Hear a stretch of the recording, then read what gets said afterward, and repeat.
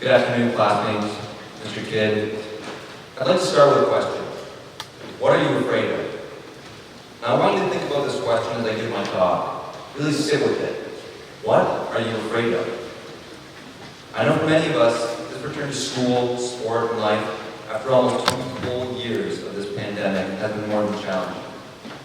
And on top of that, there's a lot demanded as students, athletes, friends.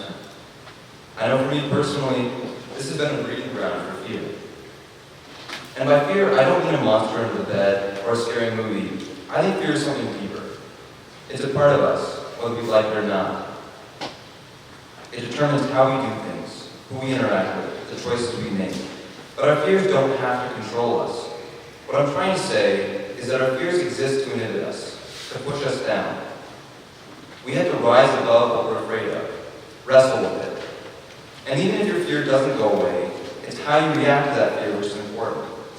If you get nothing else out of my talk today, let it be this. You are better than your greatest fear. No matter how crippling or debilitating, you can rise above them. And I don't necessarily mean you'll overcome them. That's not the point. Recognizing and respecting our fears, controlling them, this is the first step in facing your fears head on. Because of course, our fears can take different forms. And sometimes we might not always know why we're afraid. I would say, especially for me, most of the time what I'm afraid of turns out to be nothing at all. The problem that I think we as humans have is not that we have fear, everyone's been afraid, but that we hide from it. We're ashamed. And sometimes for good reason. I want to tell you a story. From the age of 6 until I was about 8 or 9, the one thing I feared most was the basement cellar in my home. Cliché, I know, but bear with me. I think my fear came from a combination of things. It was dark, it had a kind of smell that was like a mixture of sawdust and damp, but what scared me the most was not the room itself, but the idea of the room. It was a small room with just enough space for 2 ceiling-high shelves along both sides of the cold, gray concrete. It sits in the far back of my basement, under the front porch, different from the rest of my home. Cold in the winter and stifling hot in the summer, this is not a room you like to spend much time in. It wasn't long before I realized the foolishness of my fear.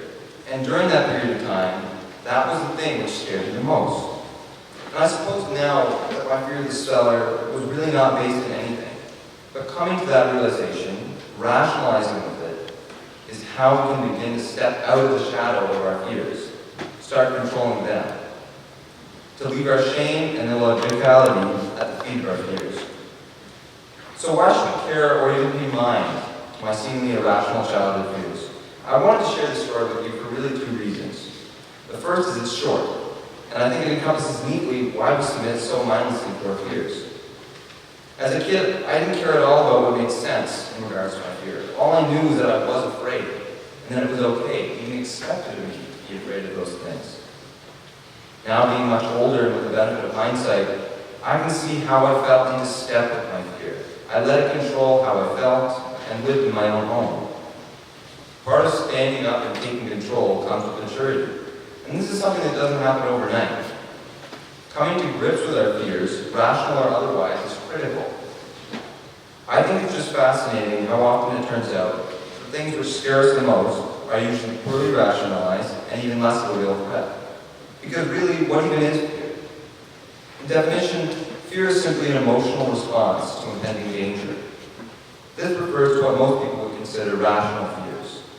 The distinction here is clear. Rational fears have real-life implications on individuals who face them, where irrational fears often constructs of anxiety and imagination. In reality, there are hundreds of fears. Try ethicophobia, the fear of teenagers, or couponophobia, the fear of buttons, even stasophobia, the fear of standing. These are all examples of rational fears. There are so many it's comical.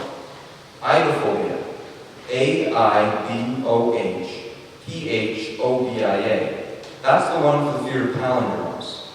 The point is they're endless. Regardless of where our fears come from or how they manifest, identifying what scares us and why is an important part of discovering our fullest potential as humans. For me today, the thing I'm most afraid of is being in a position of vulnerability.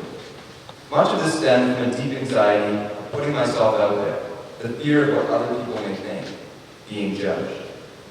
For a long time, I carried this overwhelming fear with me. I let it dictate how I lived my life. I got to the point where I would reason with myself before leaving my house that I didn't really need to get involved. There were enough people engaging. My contributions weren't necessary.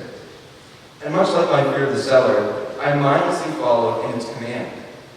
I let my fears and anxieties control what I wore, who I hung out with, the activities I engaged in.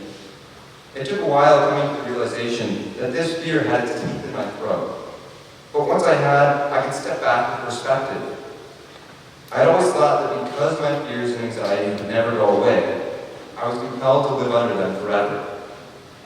What I realized was that all I needed to do was to be honest with myself and clear. I was going to take back control of my fears, live with them and in respect of them, but never again under their tyranny. Think back to the question I posed at the beginning of this speech. Whatever your fears may be, I want you to ask yourself, do they foster your growth or crush it? Because not all fears are negative. Sometimes the things from which we draw our most valuable inspiration and drive are things that scare us. And that's okay, because being afraid is by no means a bad thing. It's when we let our fears take control that we lose that drive for success and meaning. As humans, we live our lives in constant need for validation. We want to rationalize our fears, to give ourselves reasons for why we're afraid. I know for me, making that realization that I am indeed better than my fear, that I am in control, is how I find the courage I need to face them. Let your fears stand by while your ambitions grow. And as we leave this place today and go about the rest of our lives, remember this: our fears are only as powerful as we let